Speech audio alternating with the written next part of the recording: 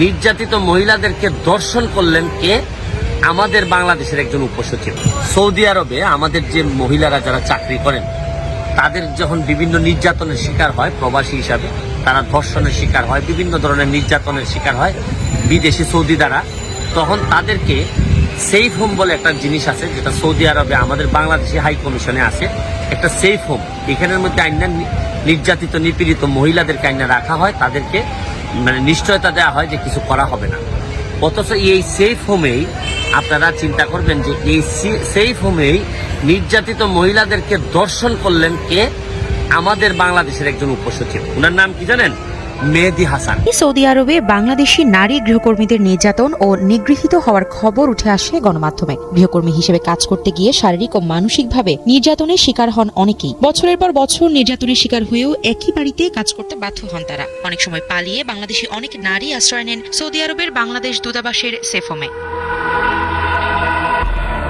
তবে আতঙ্কের বিষয় হচ্ছে সেফ হোমেও নিরাপত্তা পাচ্ছেন না নারীরা। সম্প্রতি সামনে এসেছে সেফ হোমে নারীদের যৌন নির্যাতনের একটি ঘটনা। এই ঘটনায় সৌদি আরবের বাংলাদেশ দূতাবাসের একজন উপসচিবকে সেফ হোমে আশ্রিত গৃহকর্মীদের যৌন নির্যাতন ও ধর্ষণের দায়ে চাকরি থেকে বরখাস্ত করা হয়েছে। প্রমাণিত হওয়ার পর দেখলাম যে উনাকে শুধু চাকরিচ্যুত করা হয়েছে, যে না আপনি আর এই চাকরি করতে পারবেন না।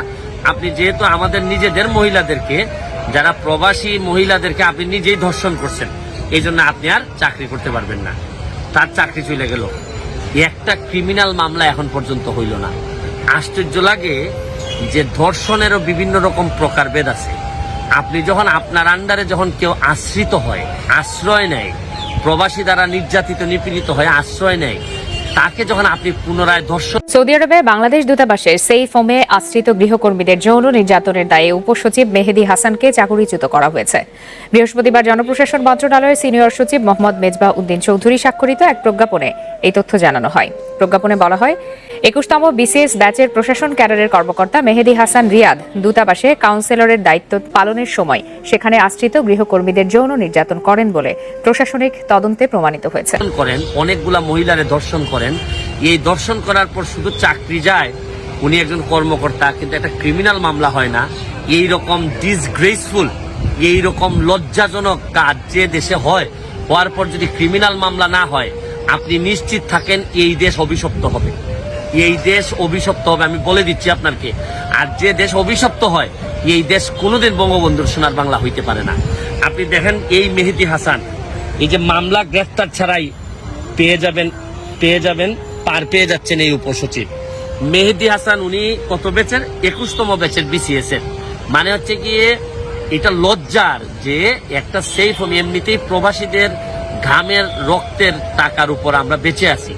এই প্রবাসীদের সেফ হোমে যারা নারীদেরকে ধর্ষণ করে, আপনারা নিজেরাই বললেন যে প্রমাণ পেয়েছেন।